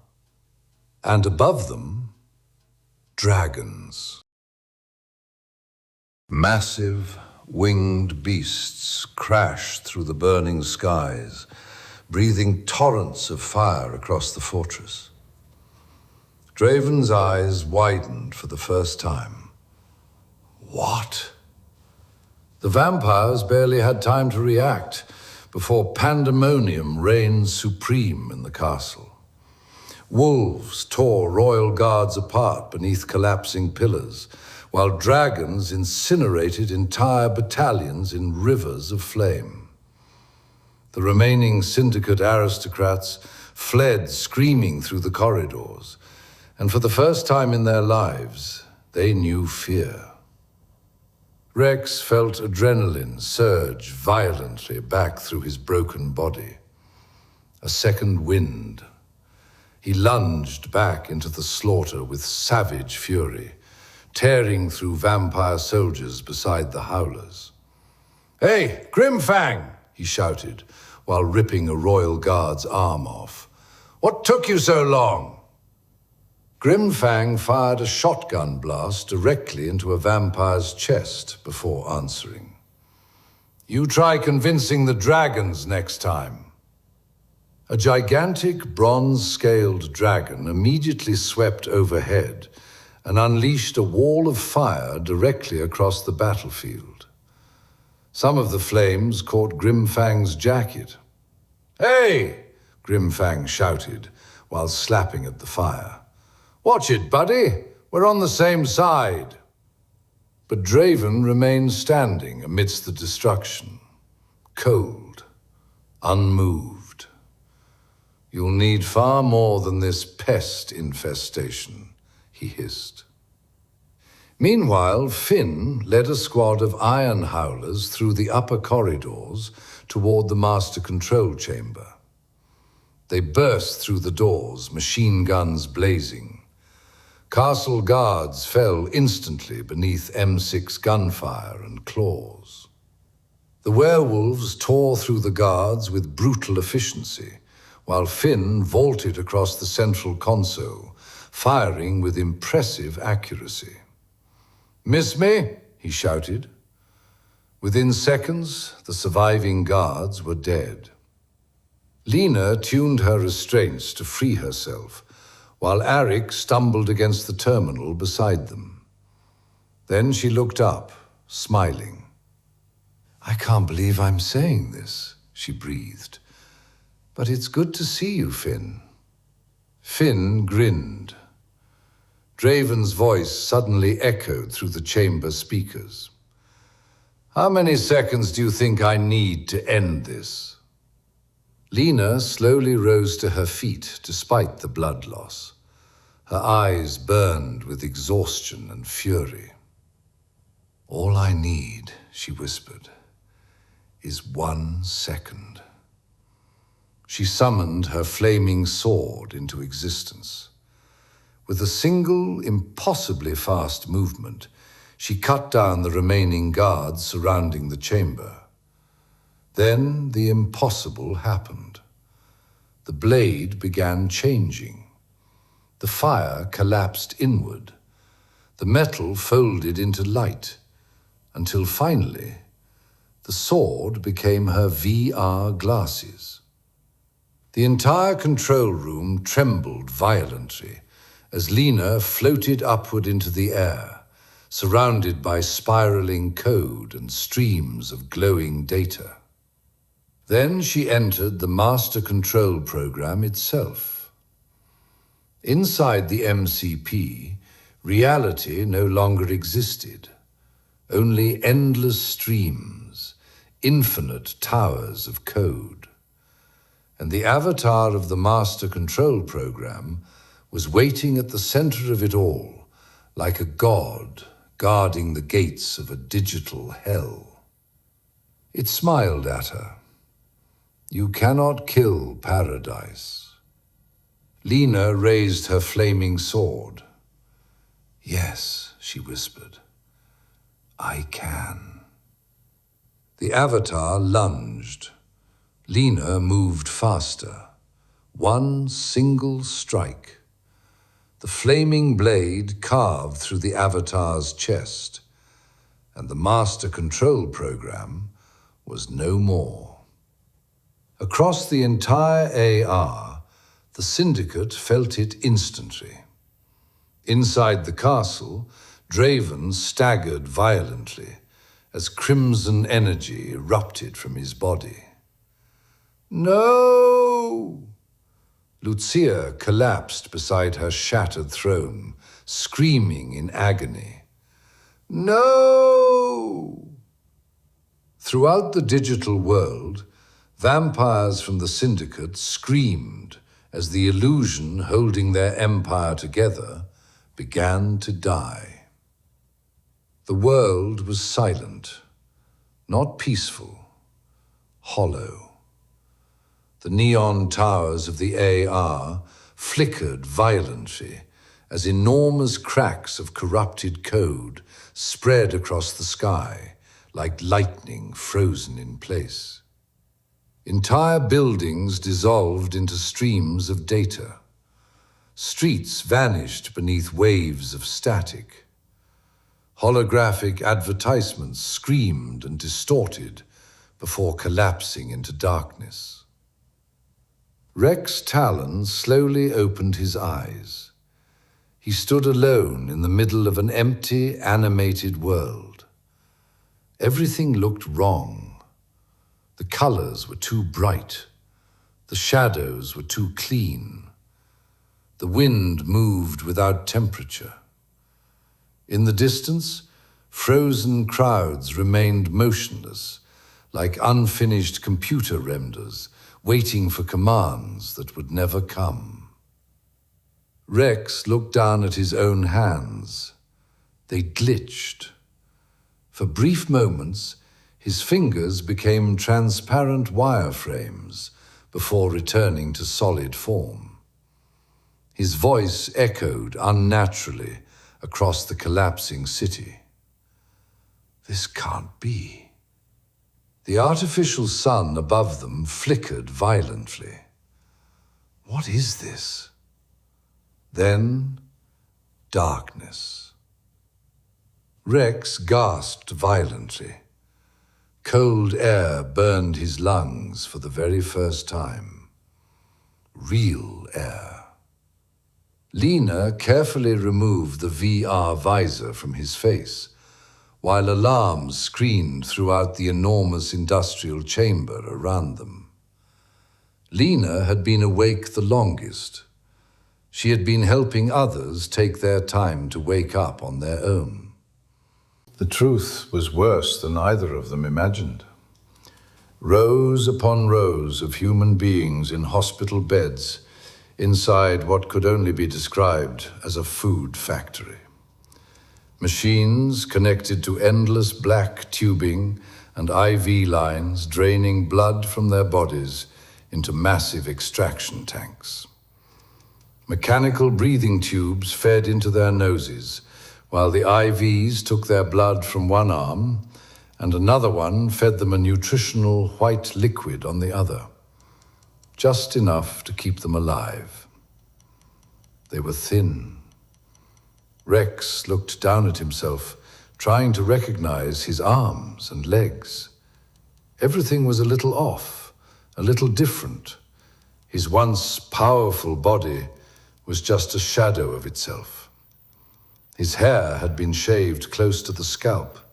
Bruises and puncture marks covered his arms from years of blood harvesting. Lena looked no different. For a moment, neither of them spoke. They simply stared at each other. Real. Finally, real. Around them, people slowly began waking up inside the facility. Some screamed, others cried. Some collapsed immediately after being disconnected. A few desperately tore the VR glasses from neighboring prisoners, while confused voices echoed throughout the chamber. What happened? Where are we? Is this real? Two cyborg vampires, standing near the extraction controls, stared at the awakening humans in complete terror. Without a word, they ran. The doors of the facility slowly opened. Sunlight flooded the ruined industrial corridor beyond. Real sunlight. Rex and Lena stepped outside together. The world was devastated. Paris had become a graveyard of civilization. Ancient buildings stood scarred and hollow beneath dark storm clouds, while burned-out vehicles littered the cracked streets. Entire sections of the city remained reduced to rubble from the vampire wars. Smoke drifted lazily through the ruined skyline, while patches of dying vegetation pushed through broken pavement like nature itself was trying to reclaim the dead world. And yet, even though it was real, it felt more dreamlike to both Lena and Rex. Lena walked around with her hands to her sides and started laughing. She looked at Rex, who also laughed. We did it. Across the street were Ilara and Elias. Lena froze. Mom! Dad! Ilara ran toward her daughter instantly. Lena! They embraced tightly as Elias wrapped his arms around both of them, unable to hold back tears anymore. It was the first time they had felt each other for real. Not only because they were out of the AR, and it was the first time they had held each other physically, but it was also the first time they had together with time for each other, without the pretense, without a mask. Lena had never felt prouder to be a Carter, the daughter of Elias and Ilara, than she did this moment. Nearby, Grimfang stood beneath the ruined remains of an old Parisian streetlight, while Finn leaned casually against a crumbling wall, trying very hard not to look emotional. Rex recognized Finn, but not Grimfang. The president of the Iron Howlers was unidentifiable without his trademark beard and long hair. Finn, he yelled out. And is that Grimfang? Both of the Iron Howlers waved back happily. Rex slowly reached for Lena's hand. She glanced at him sideways. I'm still upset, you know. Rex immediately looked devastated. Finn raised his hand at this moment. It really was my idea. Lena tried not to smile.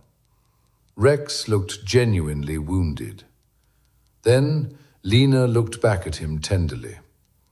The sarcasm disappeared from her expression almost immediately.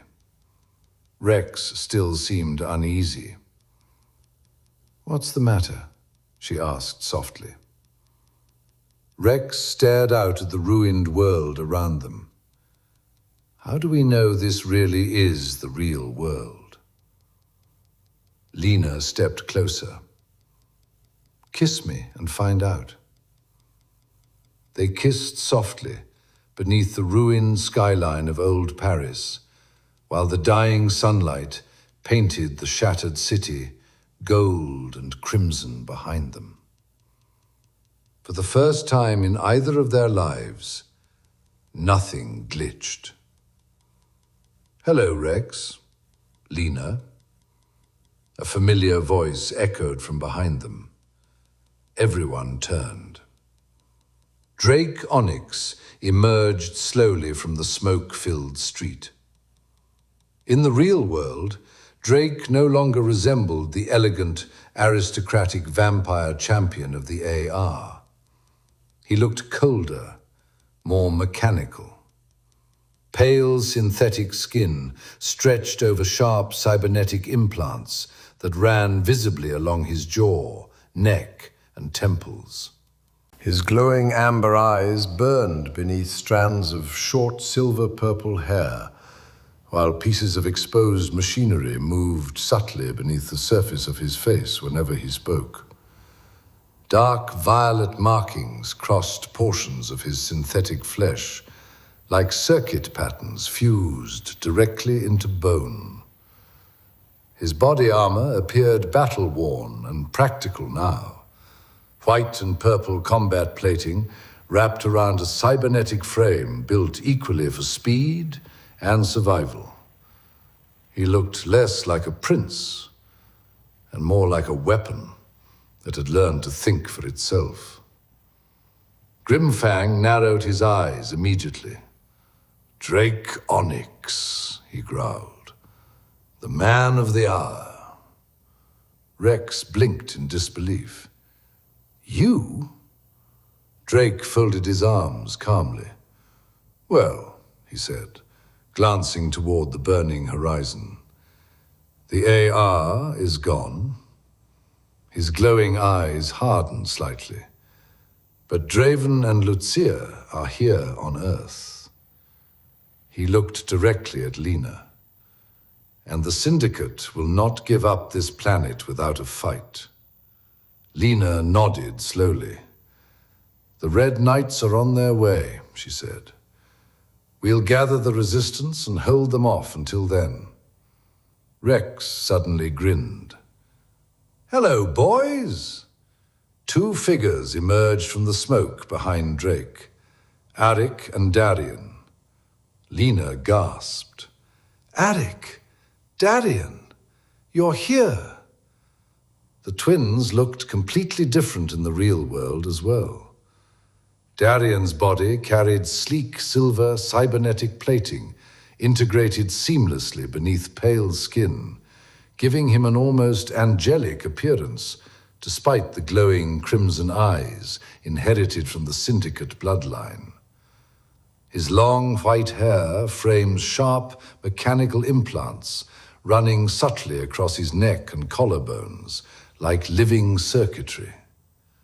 Beside him, Arik wore similar golden augmentations fused directly into his muscular frame.